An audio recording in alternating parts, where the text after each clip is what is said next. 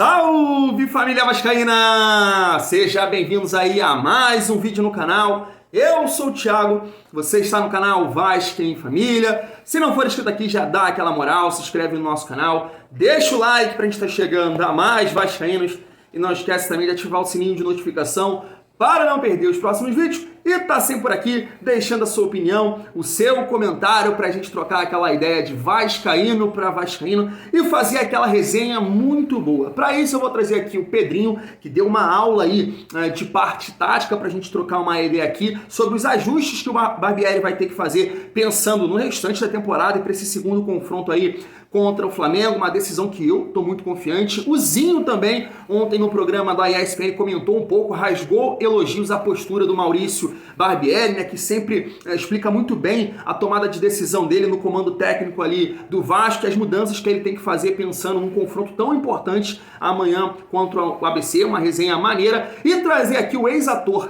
de Malhação, Vinícius Wester. É isso mesmo, eu já trouxe aqui ele uma outra vez. Mas o que acontece? O Vasco perdeu aí para o Flamengo, um time que nos últimos anos está conquistando vários títulos, que tem jogadores bem qualificados, e parte da torcida, ou alguns torcedores do Vasco, né, criticaram muito a atuação do Pedro Raul, do Léo Jardim, do Barbieri, e aí ele traz aqui uma forma de pensar que eu queria aqui passar para vocês. Se vocês têm um amigo, um irmão, um pai que tem essas críticas, não é que eu pense parecido com ele, eu concordo com algumas coisas e outra eu discordo, mas é um pensamento interessante, família vascaína, pra gente trocar uma ideia sobre isso. Antes, deixa eu falar aqui da minha parceira 1xBet, está fechada com o canal novamente. Se você chegar agora na 1xBet usando o nosso link que vai estar aqui no primeiro comentário fixado, depositou 100, 200, 300 ou até R$1.200 usando aqui o nosso cupom FAMILHA1x, eles vão dobrar em bônus para você. Então, se você já aposta em uma outra casa aí, é a hora de apostar na 1xBet para dar uma moral aqui pro Thiagão. Se você não conhece esse mercado, clica aqui no link, faz o seu cadastro, usa o nosso cupom no seu primeiro depósito, que eles vão dobrar em bônus para vocês. Hoje tem Liga dos Campeões, amanhã tem Vascão, chegou o momento, casa de aposta com muita credibilidade no mercado, patrocina o Barcelona e tá fechado aqui com o Vasco em Família. Vamos seguir o nosso vídeo para fazer essa resenha boa aí, né? O vascaíno nos últimos anos, cara, a gente sofreu muito, a gente pode dizer assim, e digo dentro de campo, assistindo jogadores que não tinham a mínima condição de vestir a camisa do Vasco. Claro que a atuação contra o Flamengo na segunda-feira tem muitos ajustes para fazer, mas você vê uma diferença muito grande dos jogadores, do elenco que foi montado, da qualidade que esse elenco tem. Fiquei muito triste com o resultado, mas eu só quero contar aqui para vocês uma coisa que bateu na minha cabeça na hora, um lance simples, que foi assim, a bola estava no alto, o Jair chama na caixa e já vira lá pro Mita faz um domínio tranquilo. Eu falei assim, cara, o Vasco já é outro. Porque dificilmente, nos últimos anos aí, você teria um jogador com essa qualidade para fazer um domínio simples no meio de todo mundo. Era cabeçado, o cara capava a bola, dominava errado, ia no pé do adversário. Então você já vê que tecnicamente o Vasco já mudou. Eu quero passar esse breve comentário aqui do Pedrinho ontem no Seleção Sport TV pra gente continuar o nosso vídeo. Se liga só. Assim, primeiro eu acho que o Vasco conseguiu encurtar uma distância que pra mim ia demorar bastante tempo em termos de competir. Acho que o Vasco está competindo para um time que mudou, obviamente, o seu modelo de jogo, mas que tem ali já uma conexão entre os atletas já há bastante tempo. Exatamente isso, família. Pelo menos eu não posso responder por todos os torcedores do Vasco, mas eu não imaginei que o Vasco alcançaria esse nível de atuação para competir com o Fluminense, né? O Botafogo caiu bastante, mas era um time que já tinha um tempo de trabalho, e também o Flamengo. Então o Vasco vem aí de 4 clássicos, jogando muito bem, competindo, e dá uma perspectiva boa aí que a gente vai fazer um bom campeonato brasileiro. Mas a derrota para o Flamengo, e a gente acompanha aqui no nosso canal, no nosso grupo de membro, em outros canais, em outros grupos também, houve muita crítica ao Maurício Barbieri, ao Léo Jardim, ao Pedro Raul. E será que é o momento de criticar da maneira que os vascaínos, alguns vascaínos, estão criticando? E aí eu quero passar essa linha de raciocínio aqui do Vinícius Wester pra gente debater se você concorda ou não com ele. Vamos lá, siga só. A caça às bruxas começou. A torcida do Vasco procura um culpado. Essa é a incrível história da torcida que viu por anos um time sucateado e agora, em função de uma boa fase, passou a acreditar que torce para o Real Madrid. O primeiro dos alvos foi Barbieri. Ainda em dezembro, quando o técnico chegou, diziam que ele não era para o Vasco, que o treinador tinha que ser um gringo ou alguém mais experiente. Depois de 3 meses de trabalho, tiveram que engolir as teorias e aceitar que ele vem fazendo um bom trabalho. O segundo a ser questionado foi Gabriel Peck, que começou a temporada em alto nível, mas o reconhecimento não chegou, em função de o atestado já estar pronto de que Gabriel Peck é apenas um jogador de estadual. Depois foi a vez do Miranda. Ouvi dizer que não era nem jogador para a Série B, que tinha que emprestar urgentemente. Então o criticado passou a ser o Pedro Raul, simplesmente por ele não ter marcado gol nos 4 primeiros jogos. Ele foi taxado como jogador de time pequeno e não servia para o Vasco. Mesmo com 7 gols e 3 assistências na temporada, a desconfiança sobre Pedro Raul continua. Desconfiança que assola nosso goleiro Léo Jardim também. Para a torcida, ele não passa segurança, mesmo sem ser vazado na metade dos jogos que disputou. A insegurança surge pelo fato de termos um outro goleiro do mesmo nível no banco. A torcida clama por Ivan como titular. Mas em todos esses casos, para mim fica claro que as críticas são desmedidas. Léo foi acusado de falha em um chute de rara felicidade do Arrascaeta no Clássico. Todos que estavam no Maracanã afirmam, era indefensável, foi uma bomba. Pedro Raul, pelo que dizem, os gols perdidos incomodam. Mas aí eu te pergunto, os gols perdidos pesam mais do que as 10 participações em gols nesse início de temporada? No jogo contra o Flamengo ficou claro que ninguém está ileso a esse cancelamento. Capaz, por exemplo, que fazia uma ótima partida e vinha de 2 bons jogos, se tornou questionável depois da falha. Questionáveis se tornaram também as escolhas do Barbieri, depois de colocar Galarza como titular e não Rodrigo, o novo queridinho da torcida do Vasco. Lembrando que o próprio Rodrigo só teve oportunidade porque Barbieri bancou essa ideia no Clássico contra o Fluminense. A ideia de colocar Galarza partiu dos treinamentos. Foi uma escolha de um treinador que não apenas joga o colete para os jogadores, mas ele também cria esquemas e estuda o adversário. A prova de que no futebol não existe uma fórmula foi em um lance quase no final do jogo, quando o tão pedido Rodrigo sofre uma bola nas costas. Arrascaeta toca para Pedro e o criticado Léo Jardim salva o Vasco do que seria o 4º gol e praticamente minaria as chances de classificação do Vasco. Resumindo tudo isso, no futebol não existe 8 ou 80. O elenco do Vasco ainda está em formação e tem sido cobrado como se fosse o Vasco de 98. É preciso ter cautela com esse processo. Eu sinto que os jogadores e o nosso técnico têm pago pelo sucesso do trabalho nos 10 primeiros jogos. É um time novo e que ainda não chegou no seu ideal, como o próprio Barbieri comentou em uma entrevista recente. Então é natural que oscile. A gente precisa ter paciência. A defesa tem trabalhado bem, o meio de campo tem sido importante e o ataque eficiente. Vencemos o Flamengo na Taça Guanabara por mérito, e a derrota no último jogo não pode anular a evolução que a gente tem sentido no nosso time. Ainda estamos em formação e estamos competindo contra adversários que têm disputado os principais títulos da América nos últimos anos. Então que critiquemos sim, mas no tom certo para não errarmos e queimarmos jogadores importantes para nós, como fizemos em outros momentos em um passado recente.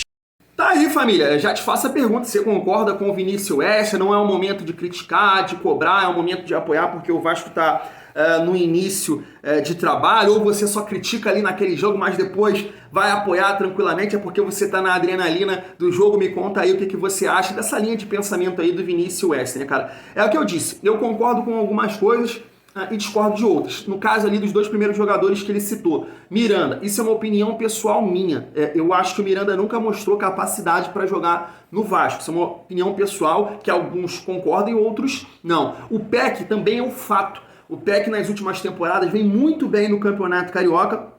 E quando chega na Série B, o desempenho dele despenca. Então isso é um fato. Claro que todas as críticas aqui que eu faço, eu sempre pontuo isso, eu torço pra estar errado, pra calar em minha boca. Eu não quero estar certo em nenhuma crítica, eu quero estar sempre errado. Então eu espero que o Miranda ou o Peck, que eu faço algumas críticas aqui, calem a minha boca o tempo todo. Porque eles calando a minha boca, eu sei que eu vou estar feliz, que o Vasco vai estar progredindo, que o Vasco vai conquistar os resultados. Então nesses 2 pontos aí, eu discordo um pouco dele. Mas em relação às cobranças ao Léo Jardim, ao Barbieri, ao Pedro Raul, tem vascaíno que cobra ali somente no jogo e depois não, estão fazendo um bom trabalho, mas tem gente que realmente faz críticas aí que eu acho que passam um pouco do ponto, porque é início de trabalho. E se você pegar o trabalho do Maurício Barbieri, cara, é fantástico. É fantástico. E o Pedrinho fala isso ontem no Seleção Sport TV, né? Se tivesse dado certo a opção do Galarça, todo mundo estaria falando que o Barbieri é um gênio, tem um elenco na mão, mas como deu errado, as críticas surgem. E eu entendi completamente o que ele quis fazer. Como ele na coletiva disse, cara, a gente tem que ajustar, não deu certo, vamos trabalhar para buscar outras alternativas. Ele tem essa autoavaliação. Ele não é aquele treinador que chega ali e fala, não sei o quê, não, o time foi bem, a escolha do Galarça deu certo. Não, ele entendeu que errou nesse sentido. Mas veja bem, ele tentou, ele viu no primeiro jogo que o Flamengo pressionou bastante, então ele tentou colocar ali o Andrei para dar uma saída de bola, colocou o Galarça para encostar mais na frente pelo lado esquerdo, porque ele tem uma boa condição física, ia poder ajudar a marcar, né, auxiliar ali o Piton, deixar o Alex Teixeira mais livre. Todo mundo viu isso, né, que o Alex Teixeira não jogou aberto ali pela ponta, jogou mais perto da área, próximo do Pedro Raul. Então foi uma tentativa, uma variação tática que não deu certo. As críticas ao Léo Jardim, eu acho que a gente, claro, eu sou um cara que prefiro aqui o Ivan, mas nesse confronto aí contra o Flamengo, não achei de forma nenhuma que o lance do Arrascaeta foi falha. O que eu acho que foi no terceiro gol, achei falha. Até tava, agora há pouco, tava trocando uma ideia com um inscrito que comentou aí no vídeo, que ele falou, uma coisa é na televisão você falar que foi falha, a bola foi muito rápida.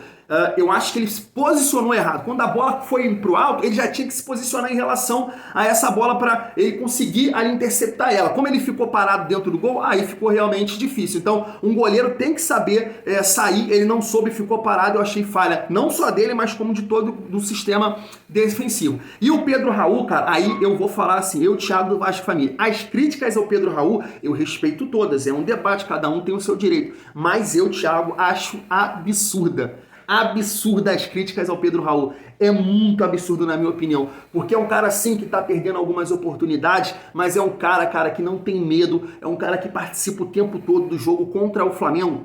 O cara aparecia na ponta, o cara ia brigar no meio. Até falei isso no grupo de membro ontem, se é o Cano, naquele jogo contra o Flamengo, onde a bola não estava chegando, era um jogador a menos.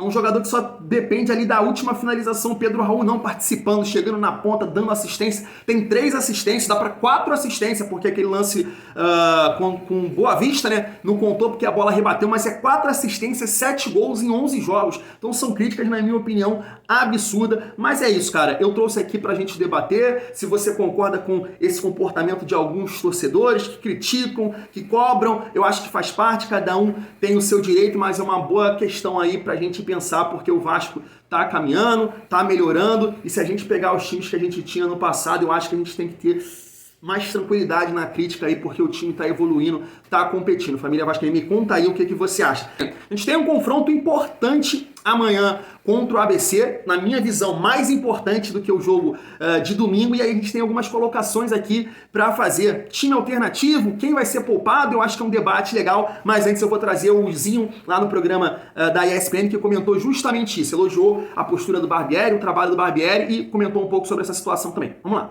Pro próximo jogo, e aí não tô nem falando de Flamengo, tô falando de ABC, você acha que ele volta pra característica mais ofensiva? Jogo em casa, único?